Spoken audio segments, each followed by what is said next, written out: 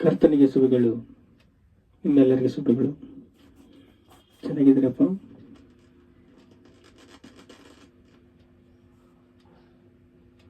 ನಂಬಿದ್ದ ಮಂಡಳಿಯಲ್ಲಿರುವುದೆಯ ಪ್ರಾಣವು ಒಂದೇ ಆಗಿತ್ತು. ನಂಬಿದ್ದ ಮಂಡಳಿಯವರ ಹೃದಯವು ಪ್ರಾಣವು ಒಂದೇ ಆಗಿತ್ತು. ನಂಬಿದರೆ ಯೇಸು ಕ್ರಿಸ್ತನ, ನಂಬಿದರೆ ಹೃದಯವು ಪ್ರಾಣವು ಒಂದೇ ಆಗಿರಬೇಕು. ಇದಲ್ಲದೆ ಒಬ್ಬನು ಇದ್ದರೂ ತನಗಿದ್ದ ಆಸ್ತಿಯನ್ನು ಯಾವುದನ್ನು ಸ್ವಂತ ಅಂದು ಅಂದ್ಕೊಂಡಿಲ್ಲ. ಇದು ನಂದು ಅಂತ ಅಂದ್ಕೊಂಡಿಲ್ಲ.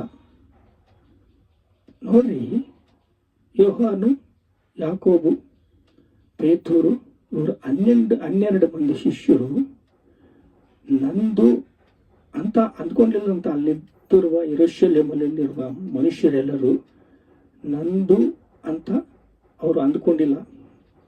ಯಾಕೆ ಗೊತ್ತಾ? ಹೃದಯವು ಪ್ರಾಣವು ಒಂದೇ ಆಗಿತ್ತು. ಮಂಡಳಿ ಎಲ್ಲರೂ, ಸಂಘದಲ್ಲಿರುವವರೆಲ್ಲರೂ, ಸಭೆಯಲ್ಲಿರುವವರೆಲ್ಲರೂ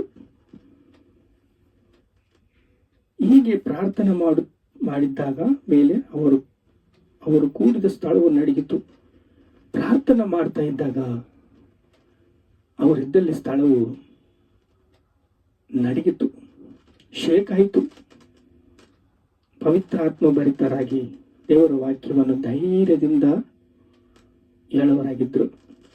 ಅಪೊಸ್ತಲ ಕೃತ್ಯಗಳು 4ನೇ ಅಧ್ಯಾಯ 31ನೇ ವಚನ ನಾನು ವಿವರಿಸ್ತಾ ಇದ್ದೀನಿ. ಪವಿತ್ರಾತ್ಮನು ಭರಿತವಾಗಿ ದೇವರ ವಾಕ್ಯವನ್ನು ಧೈರ್ಯದಿಂದ ಹೇಳುವರಾದರು.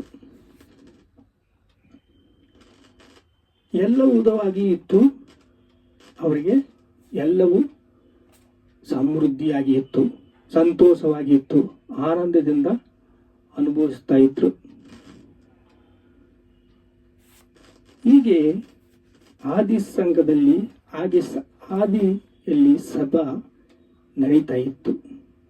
ಯೇಸು ಕ್ರಿಸ್ತನು ಪುನರುತ್ಥಾನ ಆದಮೇಲೆ ಅವರೆಲ್ಲರೂ ನಡುಗುತ್ತಾ ಇದ್ದಾಗ ಅವರಲ್ಲಿ ಒಂದು ಭಯ, ನಮ್ಮನ್ನು ಸಾಯಿಸ್ತಾರೇನೋ ಅಂತ ಕಳವಳ.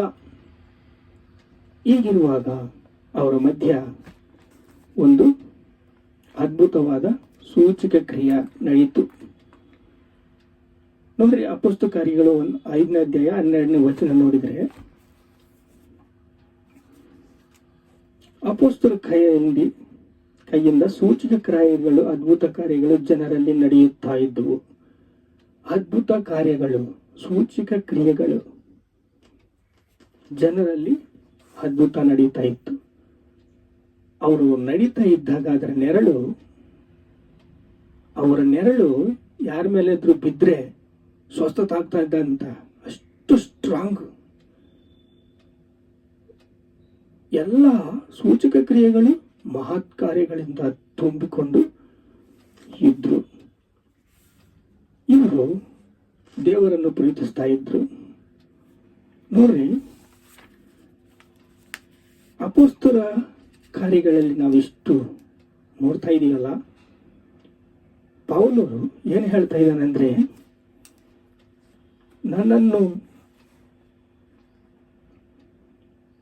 ನನಗೆ ತಿಳಿಸಬರಿಸ ರಹಸ್ಯ ಬಹು ವಿಶೇಷವಾಗಿರುವುದರಿಂದ ನಾನು ಹೊಗಳಿಕೊಳ್ಳುವುದು ಸುಮ್ಮನೆ ಇರುತ್ತೇನೆ. ನಾನು ನನ್ನನ್ನು ಅತಿಶಯವಾಗಿ ಹೆಚ್ಚಿಸಿಕೊಳ್ಳಬಾರದೆಂದು ಒಂದು ಶೂಲವು ನನ್ನ ಶರೀರದಲ್ಲಿ ನಾಟಿತು. ಒಂದು ಶೂಲ ನನ್ನಲ್ಲಿ ನಾಟಿತು. ನನಗೆ ತಿಳಿಸಲ್ಪಟ್ಟ ರಹಸ್ಯಗಳು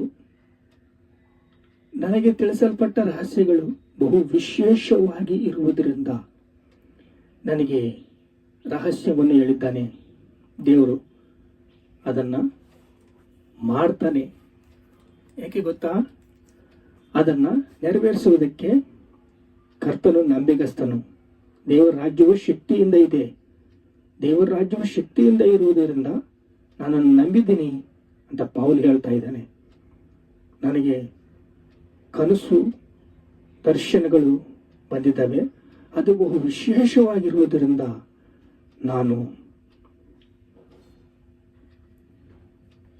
ಹೊಗಳಿಕೊಳ್ಳುವುದೇ ಇಲ್ಲ. ನನ್ನನ್ನು ಅತಿಶಯವಾಗಿ ಹೆಚ್ಚಿಸಿಕೊಳ್ಳಬಾರದೆಂದು ನನ್ನ ಶರೀರದಲ್ಲಿ ಒಂದು ಶೂಲವು ನಾಟಿತು. ಇದನ್ನು ತೆಗೆದು ಹಾಕುವಂಥದ್ದು ನಾನು ಪ್ರಾರ್ಥಿಸಿದ್ದೀನಿ. ನನ್ನ ಕೃಪೆ ನಿನಗೆ ಸಾಕು. ನಾನು ಅತಿಶಯವಾಗಿ ಹೆಚ್ಚಿಸಿಕೊಳ್ಳಬಾರದೆಂದು ಇದಂತಾಯಿತು. ಈ ಪೀಡಿಯ ವಿಷಯದಲ್ಲಿ ಅದು ನನ್ನನ್ನು ಬಿಟ್ಟು ಹೋಗಬೇಕೆಂದು 3 ಸಾರಿ ಕರ್ತನನ್ನು ಬೇಡಿಕೊಂಡನು. ಅತ್ಯಧಿಕವಾಗಿ ನನ್ನ ಕೃಪೆ ನಿನಗೆ ಸಾಕು, ನನ್ನ ಕೃಪೆ ನಿನಗೆ ಸಾಕು ಅಂತ ದೇವರು ಹೇಳ್ತಾ ಇದ್ದಾರೆ. ನೋಡ್ರಿ, ಬಲಹೀನತೆಯಲ್ಲಿ ಬಲವು ಪೂರ್ಣ ಸಾಧಕವಾಗಿರುತ್ತದೆ. ಬಲಹೀನತೆಯಲ್ಲಿ ಬಲವು ಪೂರ್ಣ ಸಾಧಕವಾಗಿರುತ್ತದೆ. ಸೂಚಕ ಕ್ರಿಯೆ ಮಾಡ್ತಾರೆ ಅಪೊಸ್ತಲರು, ಪೇತರು, ಯಾಕೋಬು, ಯೋಹಾನು, ಮತ್ತಿಯ, ಲೋಕ, ಇವರೆಲ್ಲ ಸೂಚಕ ಕ್ರಿಯೆಗಳು ಮಾಡ್ತಾ ಇದ್ದಾರೆ. ಅದ್ಭುತವಾಗಿ ಸಂಘವು, ಆದಿ ಸಂಘವು ನಡೀತಾ ಇದೆ. ರೊಟ್ಟೆ ಉಳಿತಾ ಇದ್ದಾರೆ, ಪ್ರಾರ್ಥನೆ ಮಾಡ್ತಾ ಇದ್ದಾರೆ. ಎಲ್ಲರಲ್ಲಿ ಇಂದಿನ ದಿವಸ ನಮ್ಮ ಸಭೆಗಳಲ್ಲಿ ನಾವು ಎಷ್ಟು ಪ್ರಾರ್ಥನೆ ಮಾಡ್ತಾ ಇದ್ದೀವಿ. ಪ್ರಾರ್ಥನೆ ಮಾಡಿದಾಗ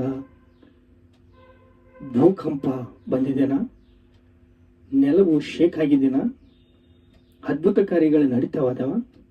ಆಶ್ಚರ್ಯ ಕಾರ್ಯಗಳು ನಡೀತಾ ಇದ್ದಾವ? ದೇವರು ಕೇಳ್ತಾ ಇದ್ದಾರೆ. ನಾವು ಪ್ರಾರ್ಥನೆ ಮಾಡಿದರೆ ದೇವರು ನಮ್ಮ ಮಾತು ಕೇಳ್ತಾನೆ. ನಮ್ಮೆಲ್ಲರಿಗೆ ಆನಂದ ಭರಿತವಾಗಿ, ಸಂತೋಷಭರಿತವಾಗಿ ಉತ್ತರ ಕೊಡ್ತಾನೆ, ಸದುತ್ತರವನ್ನು ಮಾಡ್ತಾನೆ. ನನ್ನ ರಹಸ್ಯಗಳು ಬಹು ವಿಶೇಷವಾಗಿರುವುದರಿಂದ, ಬಹು ವಿಶೇಷವಾಗಿ ಪೌಲನಿಗೆ ರಹಸ್ಯಗಳಿದ್ದಂತೆ ಅವು ನೋಡ್ರಿ, ಹೆಚ್ಚಿಸಿಕೊಳ್ಳಬಾರದೆಂದು, ಅತಿಶಯವಾಗಿ ನನ್ನನ್ನು ಹೆಚ್ಚಿಸಿಕೊಳ್ಳಬಾರದೆಂದು. ಅತಿಶಯ ಬರುತ್ತೇನೋ, ಗರ್ವ ಬರುತ್ತೇನೋ, ನನ್ನನ್ನು ಹೆಚ್ಚಿಸಿಕೊಳ್ತೇನೇನೋ ಅಂತ ಪೌಲನು ಬಹು ವಿಶೇಷದಿಂದ ಕೇಳ್ತಾ ಇದ್ದಾನೆ. ಶೂಲವು ನನ್ನ ಶರೀರದಲ್ಲಿ ನಾಟಿತು. ಒಂದು ಶೂಲ ನನ್ನ ಶರೀರದಲ್ಲಿದೆ. ಇದು ತೆಗೆದು ಹಾಕಂತಂದು, ಈ ಪೀಡೆಯನ್ನು ತೆಗೆದು ಹಾಕಂತಂದು ನಾನು 3 ಸಲ ಪ್ರಾರ್ಥನೆ ಮಾಡಿದ್ದೀನಿ. ನನ್ನ ಕೃಪೆ ನಿನಗೆ ಸಾಕು ಅಂತಂದು ಹೇಳ್ತಾ ಇದ್ದೆ. ದೇವರ ಕೃಪೆ ನಮಗೆ ಬೇಕೆಂದಿನ ದಿವಸ ದೇವರ ಕೃಪೆಯಿಂದ ನಾವು ಉದ್ಧಾರ ಆಗ್ತೀವಿ. ದೇವರ ಕೃಪೆಯಿಂದ ನಮಗೆ ಸಮಾಧಾನ ಸಿಗುತ್ತೆ. ದೇವರ ಕೃಪೆಯಿಂದ ನಮಗೆ ಆನಂದವು ಸಿಗುತ್ತೆ. ಆನಂದವು ಆಶ್ಚರ್ಯಕರವಾದ ಕೆಲಸಗಳು ನಡೆಯುತ್ತವೆ. ನನ್ನ ಕೃಪೆ ನಿನಗೆ ಸಾಕು.